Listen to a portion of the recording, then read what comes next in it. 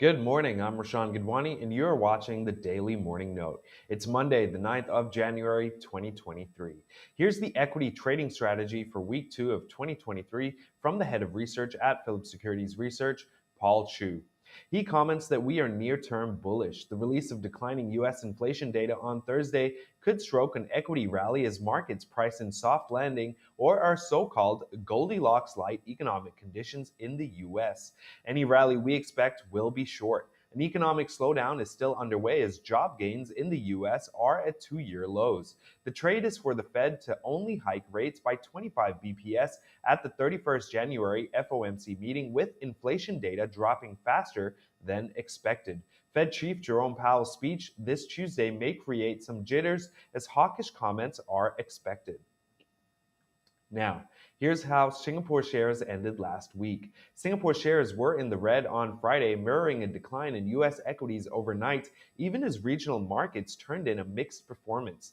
The Straits Times Index shed 0.5% or 15.94 points to close at 3,276.72. In Singapore, among the stocks to watch today is Yangzijiang Shipbuilding Holdings Limited.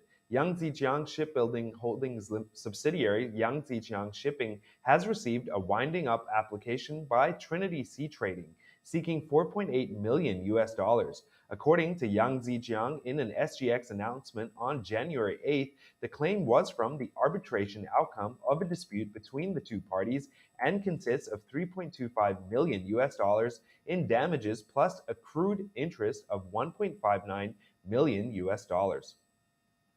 Proceeds from Southeast Asian environmental, social, and governance bonds rose 37.4% year on year to 2.9 billion US dollars in the last 3 months of 2022, bucking a global decline according to data from Refinitiv.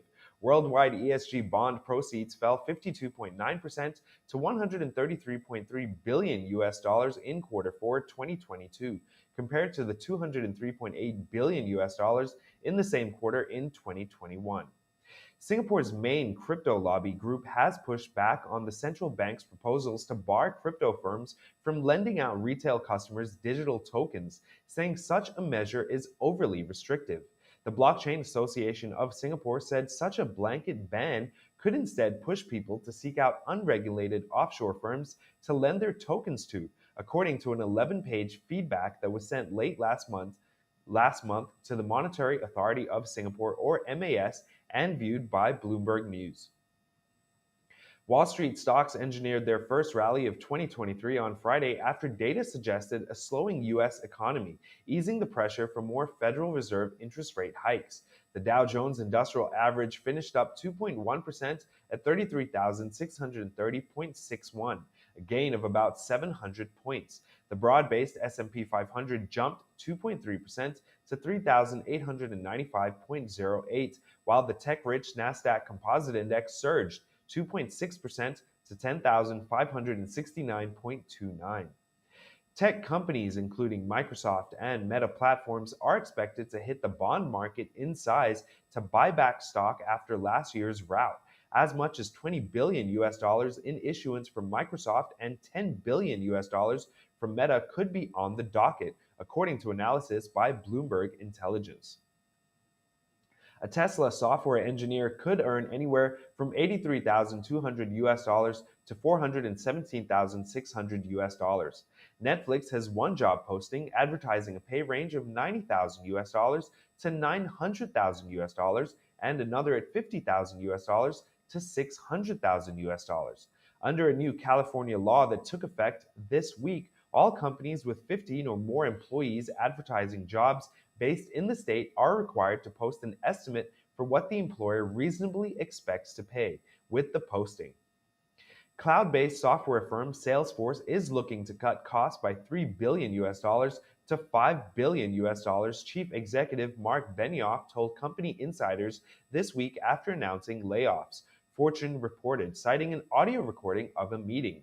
Salesforce said on Wednesday that it plans to cut jobs by 10% and close some offices after rapid pandemic hiring left it with a bloated workforce amid an economic slowdown. 3M has racked up more than 450 million US dollars in defense costs as it struggles to fend off allegations of defective earplugs it sold to the US military that harmed soldiers' hearing, court filings show. The company, which has lost a slew of test trials over the earplugs, put a unit into Chapter 11 in July in hopes of corralling the estimated 7 billion US dollar litigation over the product. Tesla shares kicked off the new year on an ominous note, buckling this week under renewed concerns about weakening demand for its electric cars and sending its market value briefly below Facebook parent Meta Platforms for the first time in over a year. The Elon Musk-led EV maker's shares fell as much as 7.7% to 101.81 US dollars in early trading on Friday. The stock later erased the losses to close up 2.5%.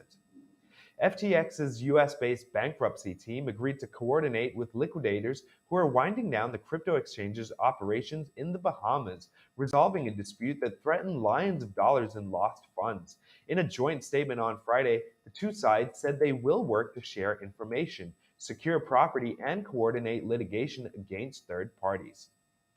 The US dollar fell on Friday after US jobs data showed a strong but not blockbuster employment picture in December, while a separate report showed that US services industry activity contracted for the first time in more than 2.5 years that month. Employers added 223,000 jobs in December, more than economists' forecast of 200,000. That's all for today. For financial news, tune in weekdays at 8:30 a.m. live on YouTube and Facebook. Please like and subscribe for more. See you again and have a great day.